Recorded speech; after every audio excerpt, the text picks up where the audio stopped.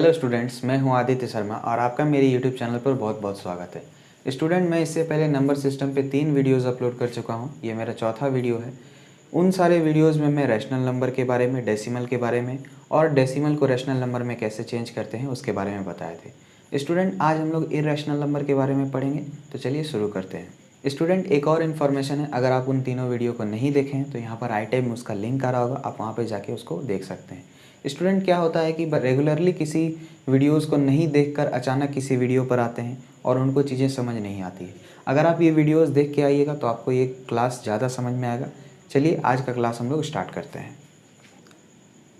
तो चलिए स्टूडेंट, हम लोग इर्रेशनल नंबर के बारे में पढ़ते हैं। इर्रेशनल नंबर बताने से पहले हम आपको थोड़ा सा रैशनल नंबर का कॉन्सेप्ट बता देते हैं। रैशनल नंबर क्या होता है, देखिए यहाँ पे रैशनल नंबर कोई भी ऐसा नंबर जो कि p/q के फॉर्म में रिप्रेजेंट हो जाए और जहाँ पर p और q क्या होना चाहिए, इंटीजर होना चाहिए, और q जो है वो कभी भी जीरो नहीं होना चाहिए। अगर हम किसी भी नंबर को न्यूमरेटर अपॉन डिनोमिनेटर के फॉर्म में रिप्रेजेंट कर सकें, जहाँ पर न्यूमरेटर और डिनोमिनेटर यानी कि p और q दोनों क्या होना चाहिए, इंटीजर होना चाहिए, और जो डिनोमिनेटर है वो जीरो नहीं होना चाहिए, ठीक है, तो उसको हम रैशनल नंबर बोलते हैं। स्टूडेंट, इर्रेशनल नंबर क्या होता है, आपको लग ही रहा होगा इर्रेशनल कि जो रैशनल नहीं है उसको हम क्या बोलते हैं, इर्रेशनल, है ना। और स्टूडेंट, हम ये भी बताए थे पहले वीडियोस में कि डेसिमल का कितना टाइप्स होता है। तो 3 टाइप का डेसिमल होता है। एक होता है टर्मिनेटिंग डेसिमल, दूसरा होता है रिपीटिंग डेसिमल, और तीसरा होता है neither terminating and nor repeating. Student, अगर आप डेसिमल के बारे में जानना चाहते हैं तो आई टैब पर लिंक आ रहा होगा, पहला ही वीडियो में हम इन सब के बारे में बताए हुए हैं, आप वहाँ पर जाके उसको देख सकते हैं। तो इन तीनों डेसिमल का जो टाइप्स है, इसमें से टर्मिनेटिंग डेसिमल और रिपीटिंग डेसिमल जो होता है ये रैशनल नंबर होता है, और जो नाइदर टर्मिनेटिंग नॉर रिपीटिंग होता है वो इर्रेशनल नंबर होता है। तो स्टूडेंट, इर्रेशनल नंबर का डेफिनेशन जैसा कि लिखा हुआ है कि कोई भी नंबर को हम इर्रेशनल बोलेंगे अगर वो नॉन टर्मिनेटिंग डेसिमल रिप्रेजेंटेशन हो। नॉन टर्मिनेटिंग डेसिमल रिप्रेजेंटेशन का मतलब क्या होता है, जैसे कि आप √2 को ले लीजिए, तो √2 का वैल्यू क्या होता है, 1.41 समथिंग समथिंग समथिंग, ये रिपीट मतलब इन्फानाइट तक जाता है, ये कभी भी रुकता नहीं है ना। उसी तरह √3 1.732 इस तरह से आगे बढ़ते जाता है, ये कभी भी रुकता नहीं है, कभी भी फाइनली टर्मिनेट नहीं होता है। तो इस तरह का जो डेसिमल रिप्रेजेंटेशन होता है उसको हम नॉन टर्मिनेटिंग डेसिमल रिप्रेजेंटेशन बोलते हैं, जो कभी भी टर्मिनेट नहीं हो, कभी भी ख़त्म नहीं हो, है ना। और एक चीज़ आप ये भी देख सकते हैं कि इसमें पॉइंट के बाद कभी रिपीट भी नहीं हो रहा है। अगर रिपीट होता तो इसको हम रिपीटिंग डेसिमल बोलते। तो ना तो ये टर्मिनेट हो रहा है और ना ही ये रिपीट हो रहा है, यानी कि ये तीसरा तरह का डेसिमल है, neither terminating nor repeating decimal. तो कोई भी नंबर जो कि इर्रेशनल होगा हम उसको तभी बोलेंगे इर्रेशनल नंबर जब वो नॉन टर्मिनेटिंग डेसिमल रिप्रेजेंटेशन होगा। फॉर एग्जांपल, जैसे कि √2 हो गया जिसका वैल्यू 1.414 इस तरह से चलते रहेगा। पाई का वैल्यू आप लोग बहुत यूज़ करते होंगे, 3.14 इसका हम लोग मान के चलते हैं इसके, लेकिन आगे भी बहुत सारा डिजिट्स होता है ना। आप देखिए कुछ नोट्स है इर्रेशनल नंबर पे कि N irrational number can not be represented in the form of p/q, है ना। एक इर्रेशनल नंबर को हम कभी भी p/q के फॉर्म में रिप्रेजेंट नहीं कर सकते हैं, है ना। लेकिन अगर आप सिर्फ इतना स्टेटमेंट पढ़िएगा तो ये यहाँ पर फॉल्स स्टेटमेंट है। क्यों?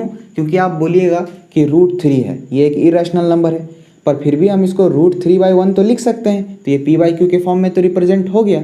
तब यहाँ पर आगे का स्टेटमेंट काम आता है। लेकिन क्या होना चाहिए कि p और q इंटीजर होना चाहिए और q कभी भी जीरो नहीं होना चाहिए। तो q तो जीरो नहीं है, लेकिन √3 एक इंटीजर नहीं है। इंटीजर क्या होता है, कोई भी कंप्लीट नंबर को हम इंटीजर बोलते हैं, जैसे कि -3 -2 -1 0 1 2 3 इस तरह का जो नंबर होता है इसको हम इंटीजर्स बोलते हैं। तो √3 क्या है, √3 कोई इंटीजर नहीं है, इसीलिए √3 को हम √3/1, ये p/q के फॉर्म में तो है लेकिन यहाँ पर √3 इंटीजर नहीं है। और रैशनल नंबर का क्या कॉन्सेप्ट होता है कि p/q के फॉर्म में होना चाहिए, लेकिन p और q इंटीजर होना चाहिए और q कभी भी जीरो नहीं होना चाहिए।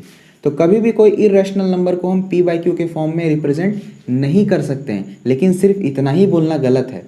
p/q के फॉर्म में रिप्रेजेंट नहीं कर सकते हैं और साथ में क्या होना चाहिए, जहाँ पर p और q इंटीजर होना चाहिए और q should not be equal to 0 होना चाहिए। नेक्स्ट नोट देखते हैं हम लोग, all the radicals are irrational number. जितना भी रेडिकल्स होता है, अब स्टूडेंट रेडिकल्स और फ्रैक्शन में स्टूडेंट को बहुत कन्फ्यूजन रहता है। देखिए रेडिकल्स क्या होता है, रेडिकल्स का मतलब होता है कोई भी पावर 1 अपॉन समथिंग, है ना, 1 अपॉन n, इसको हम लोग रेडिकल बोलते हैं। जैसे कि स्क्वायर रूट, स्क्वायर रूट का मतलब क्या होता है, स्क्वायर रूट ऑफ x अगर हम बोलें तो इसका मतलब क्या होता है x का पावर 1/2। या फिर हम बोलेंगे क्यूब रूट ऑफ x तो इसका मतलब क्या होता है x का पावर 1/3। या फिर हम बोलेंगे nth root of x, nth root तो इसका मतलब क्या होता है x का पावर 1/n, है ना। तो एक चीज़ समझिए कि जब किसी भी चीज़ का पावर 1 अपॉन समथिंग होता है तो उसको हम क्या बोलते हैं, रेडिकल्स। तो स्क्वायर रूट, क्यूब रूट, जितना भी हो गया ये सब क्या होता है, रेडिकल्स होता है ना। तो जितना भी रेडिकल्स होता है वो क्या होता है, इरेशनल नंबर होता है, वो कभी भी टर्मिनेट नहीं करता है। जितना भी रेडिकल्स है, चाहे आप क्यूब रूट ऑफ 3 ले लीजिए या फिर स्क्वायर रूट ऑफ 2 ले लीजिए या स्क्वायर रूट ऑफ 3 ले लीजिए, वो कभी भी टर्मिनेट नहीं करेगा, है ना। आप एग्जांपल लेके देख सकते हैं, जितना भी रेडिकल्स होगा वो इरेशनल नंबर होगा। तीसरा जो पॉइंट है जो हम अभी बताएं कि तीसरा तरह का जो डेसिमल होता है, neither terminating nor repeating decimals are examples of irrational number. जो कोई भी, जैसे कि मान लीजिए 0.3, 1, 2, 3, 7, 9, 8 इस तरह से चलते जाएगा, ये कभी टर्मिनेट नहीं होगा। तो ये क्या होता है, ये होता है नाइदर टर्मिनेटिंग नॉर रिपीटिंग। ये ना तो टर्मिनेट हो रहा है और ना ही रिपीट हो रहा है। लेकिन वहीं पर अगर हम लिखते हैं 0.33333 और ये रिपीट होते जाता है तो इसको हम लोग क्या बोलते हैं, इसको हम लोग बोलते हैं 0.3 बार, है ना। तो ये जो आपका हो गया ये रिपीटिंग डेसिमल हो गया, लेकिन ये रिपीट भी नहीं कर रहा है और टर्मिनेट भी नहीं कर रहा है। तो इस तरह के जो डेसिमल्स होता है उसको हम लोग क्या बोलते हैं, इरेशनल नंबर्स बोलते हैं। अब स्टूडेंट अगले स्लाइड में हम लोग इरेशनल नंबर पे कुछ प्रॉपर्टीज़ देखते हैं कि जब हम दो इरेशनल नंबर को जोड़ते हैं या घटाते हैं या मल्टीप्लाई करते हैं तो उसका रिजल्टेंट क्या होता है। तो चलिए नेक्स्ट स्लाइड में। तो चलिए स्टूडेंट हम लोग इरेशनल नंबर के ऊपर कुछ फैक्ट्स को पढ़ते हैं। पहला फैक्ट क्या है कि negative of an irrational number is also an irrational number. कोई भी अगर हम लोग इरेशनल नंबर लेते हैं, जैसे कि लिए मान लीजिए √3 ले लिए, तो इसका नेगेटिव जो होगा जैसे कि -√3, ये भी एक इरेशनल नंबर होगा। आप कोई भी इरेशनल नंबर ले लीजिए और उसका नेगेटिव कर दीजिए तो वो हमेशा एक इरेशनल नंबर होगा। अब -√3 एक इरेशनल नंबर, अभी हम बताएं। आप इसका नेगेटिव ले लिए तो ये फिर हो जाएगा √3, ये भी एक इरेशनल नंबर आ जाएगा। आप कोई भी इरेशनल नंबर लीजिएगा उसका नेगेटिव एक इरेशनल नंबर आएगा ही आएगा, है ना। सेकेंड पॉइंट जो है कि sum of an irrational number and a rational number is always an irrational number. अब ये बहुत इंपॉर्टेंट चीज़ है। आप देखिए, आप कोई भी इरेशनल ले लीजिए, है ना, कोई भी इरेशनल नंबर ले लीजिए और कोई भी रैशनल नंबर ले लीजिए और दोनों को जब आप सम करिएगा तो वो हमेशा एक इरेशनल नंबर जनरेट करेगा। आप कोई भी एग्जांपल लेके देख लीजिए, ये कंडीशन जरूर सेटिस्फाई करेगा। जैसे कि √3 ले लेते हैं और एक रैशनल नंबर 3 ले लेते हैं, तो ये दोनों कभी जुड़ेगा ही नहीं, क्योंकि रैशनल और इरेशनल कभी भी जुड़ता नहीं है ना। तो ये 3 + √3 ये अगेन एक क्या हो जाएगा, इरेशनल नंबर हो जाएगा, है ना। क्योंकि √3 का वैल्यू क्या होता है 1.732 इस तरह बढ़ते जाएगा और +3, तो +3 अगर जोड़ देंगे तो क्या हो जाएगा 4.732 पर अभी भी तो ये टर्मिनेट नहीं हो रहा है, तो अगेन ये क्या हो जाएगा, इरेशनल नंबर का एग्जाम्पल हो जाएगा, है ना। तो कभी भी अगर हम एक इरेशनल नंबर और एक रैशनल नंबर को जोड़ेंगे तो वो हमेशा एक इरेशनल नंबर आएगा। उसी तरह अगर हम कोई इरेशनल नंबर में कोई रैशनल नंबर मल्टीप्लाई करेंगे तो पर भी वो हमेशा क्या होगा, इरेशनल नंबर होगा। आप एग्जाम्पल लेके देख लीजिए। हाँ, लेकिन एक कंडीशन है कि वो रैशनल नंबर जो है वो कभी भी 0 नहीं होना चाहिए, नॉन जीरो रैशनल नंबर होना चाहिए। क्योंकि अगर हम √3 ले लिए और आप बोलिएगा 0 तो रैशनल नंबर है, बिल्कुल है, तो आप 0 से मल्टीप्लाई कर दीजिएगा तो 0 हो गया, ये वापस रैशनल हो गया। लेकिन यहाँ पर ये कंडीशन है कि नॉन जीरो रैशनल नंबर होना चाहिए। 0 क्या है, रैशनल नंबर है, लेकिन इसको हम लोग नहीं लेते हैं, है ना, नॉन जीरो को लेते हैं। क्योंकि अगर 0 को लेंगे तो ये इसको मल्टीप्लाई करके 0 बना देगा, ये वापस रैशनल बना देगा, है ना। तो कभी भी अगर नॉन जीरो रैशनल नंबर से एक इरेशनल नंबर को हम मल्टीप्लाई करते हैं तो वो हमेशा क्या होता है, एक इरेशनल नंबर होता है ना। अब देखिए चौथा नंबर जो पॉइंट है वो है सम, डिफरेंस, प्रोडक्ट एंड कोशेंट।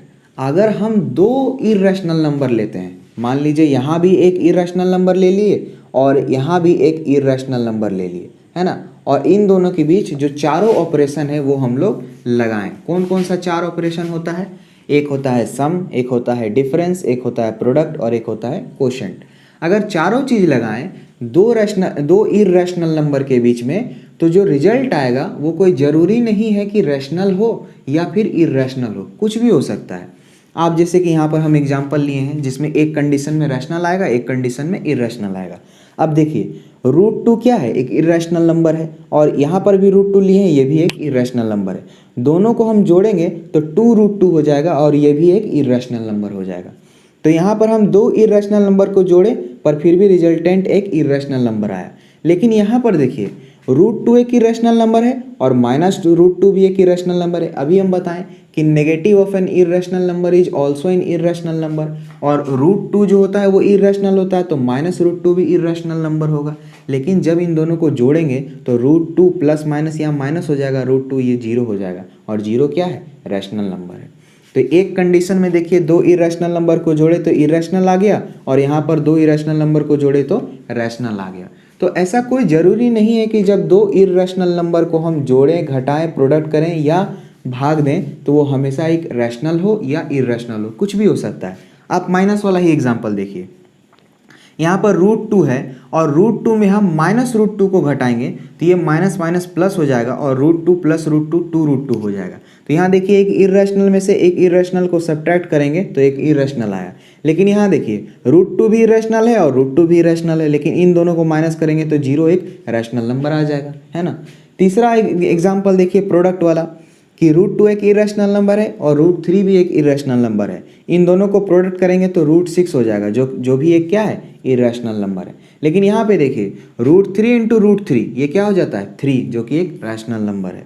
उसी तरह प्रोडक्ट में देखिए 2√2 क्या है? एक इरेशनल नंबर है, √2 भी एक इरेशनल नंबर है, पर दोनों को जब हम डिवाइड करेंगे तो √2 कैंसिल हो जाएगा और बचेगा सिर्फ 2, जो कि एक रैशनल नंबर है। लेकिन यहाँ पे देखिए √6 है और √2 है, दोनों इरेशनल नंबर है, लेकिन यहाँ पर डिवाइड किए तो इरेशनल आया। तो जब कभी भी दो इरेशनल नंबर के बीच में हम ऑपरेशन डिफाइन करते हैं तो जो रिजल्ट आएगा उसको हम लोग नहीं बोल सकते हैं कि वो रैशनल आएगा कि इरेशनल आएगा, वो ऑपरेशन करने के बाद ही हमको पता चलेगा। लेकिन अगर हम एक इरेशनल लेते हैं और एक रैशनल लेते हैं और दोनों के बीच में हम प्लस करते हैं या फिर मल्टीप्लाई करते हैं तो रिजल्ट हमेशा हम लोग को नोन है कि वो इरेशनल ही आएगा। कंडीशन क्या है प्रोडक्ट वाले केस में? कि नॉन जीरो रैशनल नंबर लेना है। यहाँ पर रैशनल नंबर सिर्फ 0 नहीं लेना है, कोई भी नॉन जीरो लेना है।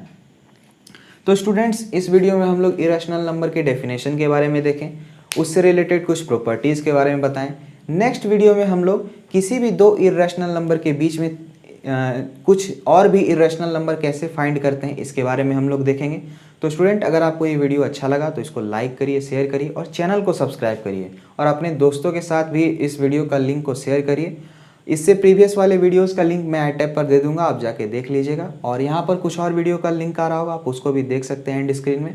स्टूडेंट अगर पसंद आता है तो चैनल को ज़रूर सब्सक्राइब करिए। Thank you.